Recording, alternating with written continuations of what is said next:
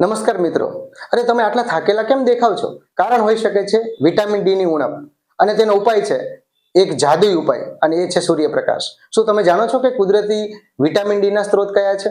તો એ છે ફિશ અને ઈંડા, એટલે કે યલો યોક.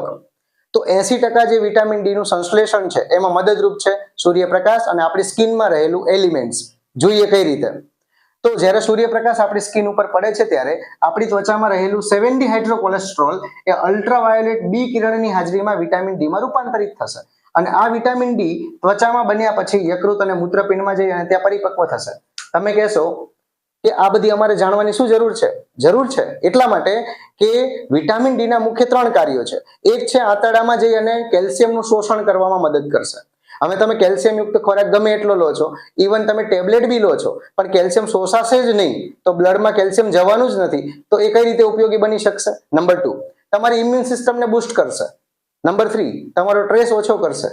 અરે આટલા બધા ફાયદાઓ આપે છે, અને એનો સ્ત્રોત કોણ છે? સૂર્ય. સુંદર, સસ્તો, ટિકાઉ અને પાછો મફત. લેવો જોઈએ ને આ ઉપાય? તો આના માટે શું કરશો તમે? તો કે 10 થી 2 ના સમય દરમિયાન તમારે સૂર્યપ્રકાશમાં 15-20 મિનિટ કે 25 મિનિટ ઊભું રહેવાનું છે.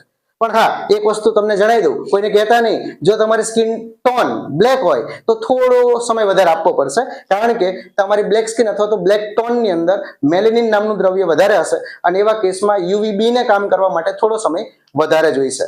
તો આવા જ વિડીયો માટે ફોલો કરતા રહો Manish sir biology. Thank you.